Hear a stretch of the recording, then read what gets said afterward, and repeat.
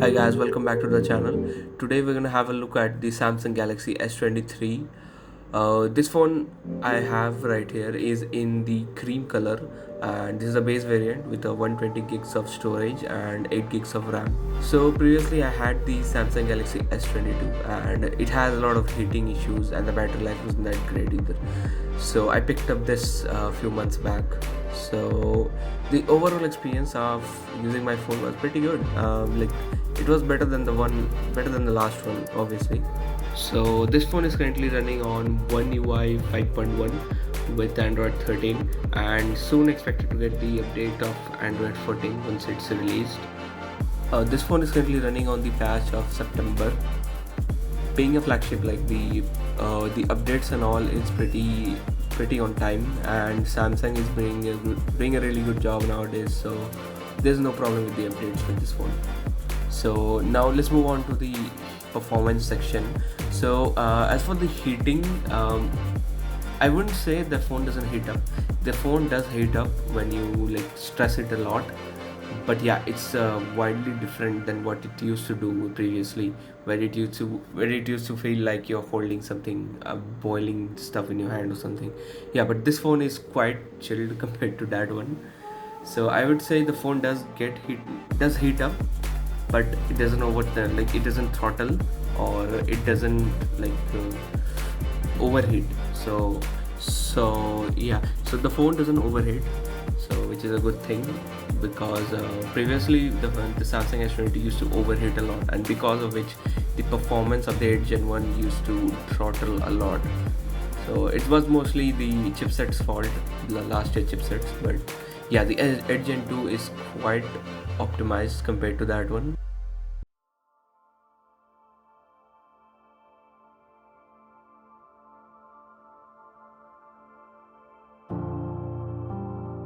The S22 has a 50 megapixel primary sensor with a 10 megapixel telephoto lens and a 12 megapixel wide angle sensor.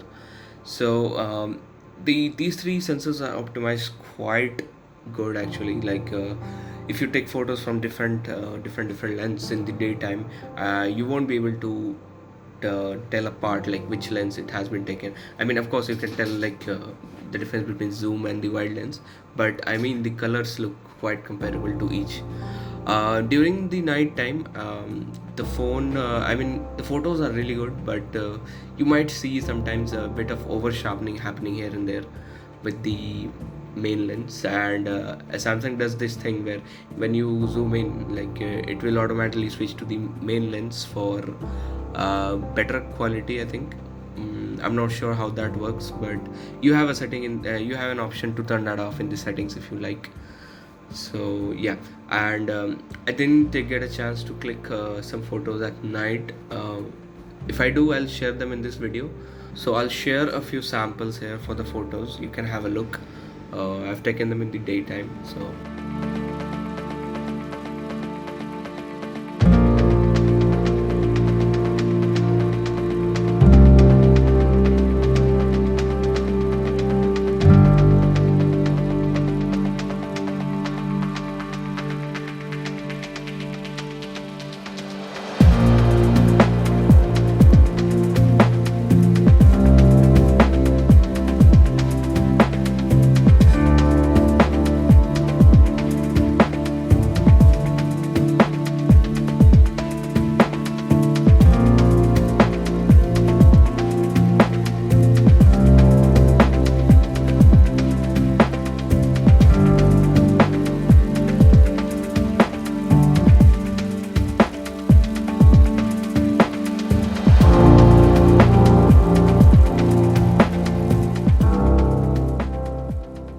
So as for the videos, this phone can record up to 8K 30 FPS, which is a pretty huge number. And this year the 8K is usable as well, as the videos has good stabilization, good dynamic range, and the qualities are pretty good. You don't get that vibe when you shoot these 8K resolution from any of the Samsung phones, as you feel like that over sharpening is gone when you see those videos. Previously when we shoot like any phone videos in an Android or any Samsung device used to have those over sharpening in every of those videos. I mean, you can tell these are shot from phone videos, but for the 8K I would say it has been reduced quite a bit. So I'm curious, I'm excited to see what Samsung does with the coming years with this 8K, or maybe we can see an 8K 60 in a few years to come. So here are a few samples of videos that I took during the daytime.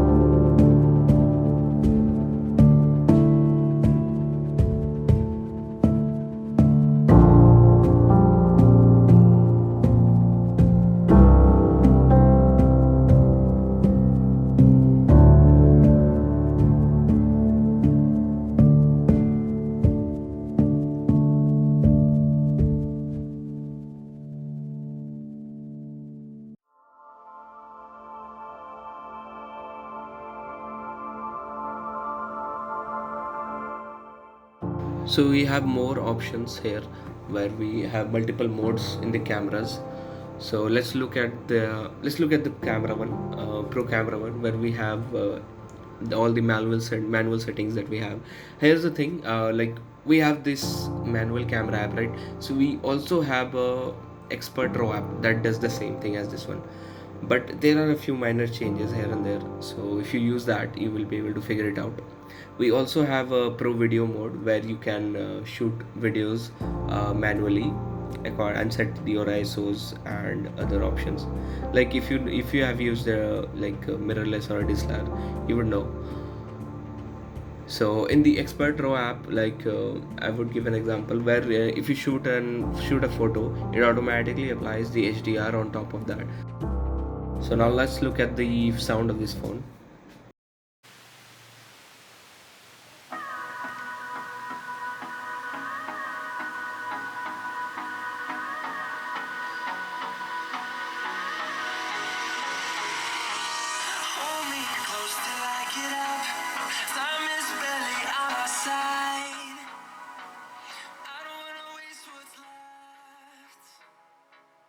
So the sound of the phone has been improved quite a bit since last year, and like the phone has a depth